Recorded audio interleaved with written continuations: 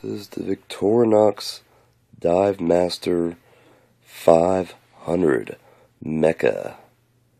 Not bad looking. Pretty good looking watch.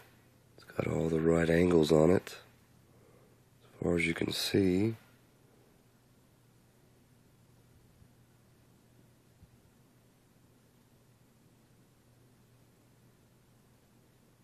Pretty clear looking.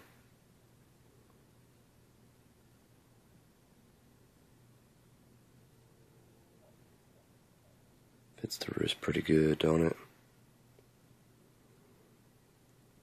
Nice thick strap. Nice gunmetal PVD finish. It is a sapphire crystal, so it's pretty scratch resistant to a point. Let me get the loom shot in real quick. Charge it up.